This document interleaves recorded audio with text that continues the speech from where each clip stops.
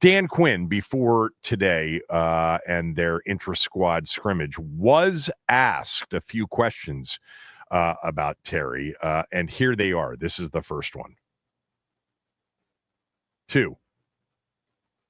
Yeah, I don't have any big updates for you on that. As far as timelines go, the guys have an off day tomorrow, and then as we were working into, the practices prior to next game on Monday night, maybe I can give you some insights then, but no updates to share with you today. All right. Then he's asked about the level of optimism on where things stand with Terry. Immediately after that answer, here's what he said. Yeah. Look, you want everybody as the coach out on the field at every practice, every game. I also know that that's not reality either. And so I just try to make sure, man, like just keep pouring into the guys, keep digging into it. I know it is, part of our game where, you don't have everybody all the time. It does, in some ways, there's contingencies. How do you work? How do you feature guys? And so I was kind of referring to like Deebo, maybe getting more connection time to go. But as far as like where I'm at, I also I'm aware things happen, and you adjust. And that's kind of what coaching is, and you don't have your full roster all the time, and you put yourself into those spaces pretty regularly. And then when those come up, you feel more normal doing that. When everything's healthy, you have to force it. When the injuries and things come up during this time of year, it happens naturally. Okay, let's feature, let's see what happens. And I like doing that too. That's actually really interesting, right? Because, people will always say, well, the coaches, they just kind of compartmentalize. It's like, yeah, he's not here, but let's just pretend that he's injured because the injuries happen. But it's hard when they're not injured. And he sort of implied that. So the ankle thing, who knows? There is this possibility he could end up on that reserve, list to start the season where he's getting paid for missing games. It's got to be a real injury, right? I think. Very end of the presser, he was asked about Terry McLaurin again. This time, is he still in the building? Just to go back to Terry for a quick sec, we haven't seen him for a couple of days. Has he still been with you guys? Yes. Every day? And is he still meeting with the training staff every day? Correct. Yep. All of it. All right. We'll allow one more because Ben took 2. It is funny, though, but back to the other answer, the fact that he mentioned Deebo and the work that Deebo's getting, maybe more work in the connection. But, he wants to it's hard for a head coach when the player is available and he's healthy. He said, you have to force it. Like you got to force, not recognizing that he's healthy and could be out there. All right.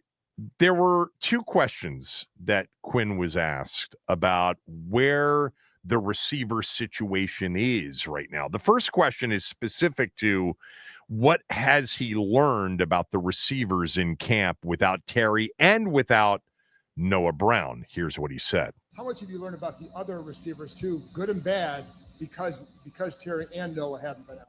Yeah, that is it. And there's these opportunities that come up, and we were just kind of talking about, some of the rookies. And the 2 rookie receivers have done a nice job of knowing what to do, how to do it. They played outside, a little bit inside, but mostly on the outside. And so I've been encouraged by what I've seen. I mean, let's face it, getting trained by Bobby and Andre, that's a pretty good setup, for guys coming in to show what they can do. So I'm encouraged. I want to see more.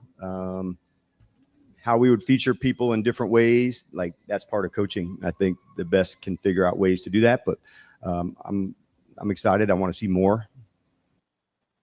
Excited, wants to see more. Talk specifically about the 2 rookies. That would be Jaylen Lane and Ja'Cory Brooks.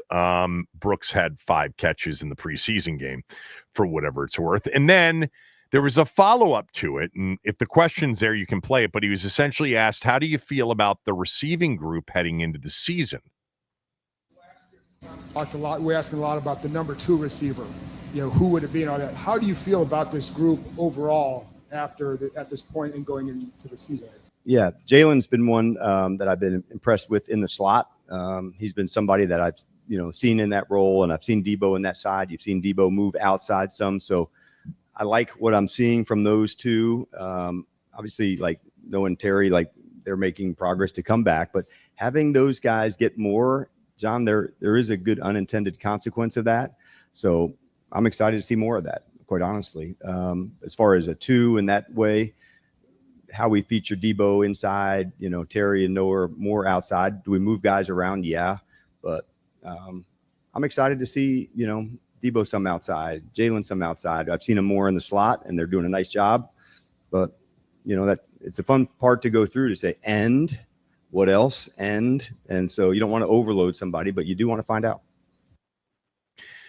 There's been a lot of good things coming out of coaches' mouths about Jaylen Lane, but he specifically said in the slot, I think we all understand that that's where the fit would be, other than punt returner, which he's going to be more likely than not the week 1 punt returner. Deebo gets moved around. He said he's been on the outside, and they like him on the outside a little bit, but Deebo, when we see him as a receiver, we see him more as a slot guy. Obviously, you see him as a fly sweep. You see him as a back a lot of times in terms of the way he lines up. Look, Terry's going to be there, but in the event that the long shot possibility came in, which is he held out a couple of games or he ended up on the PUP reserve list, who would be the other outside receiver? And the one that you would have in Noah Brown, his health, I think he's going to be fine, but will he stay fine? That would be the interesting development there, is if for whatever reason this continues and we get to the point where it's a possibility of him holding out or a possibility that they're going to put him on some sort of reserve PUP list, which, by the way, is like, 4 to 6 weeks, something like that. Who's the other outside guy? It sounds like it would be Deebo, maybe. That's not really ideal. That's not ideal. And then you look at, what's out there? They decided to work out 14 guys on Sunday. Not one wide receiver was worked out. Not one wide receiver was signed. I don't think they are alarmed at the situation now. You just heard Quinn. You didn't hear alarm. You heard excitement about the 2 rookies, excitement about Deebo. They know what Noah Brown is. Noah Brown is a favorite of Jaden Daniels. He's got to be healthy and on the field. But in terms of another outside guy, I'm looking at the list. Beckham Jr. is still out there. Amari Cooper is still out there. But like Ben said earlier, if you get to that point and you legitimately feel like you got to go sign, those guys are looking to get paid a little bit. So that's not what I don't think this front office would be looking to do. If you want to weigh in real quickly, 301-230-0980, 301-230-0980. You just heard what Dan Quinn said about Terry and about the other receivers in camp. Do you think, like many do, that by not playing in the joint practice and then on Friday night against the Patriots, that it really helped out Terry's cause? 301-230-0980. Did not playing help Terry a lot?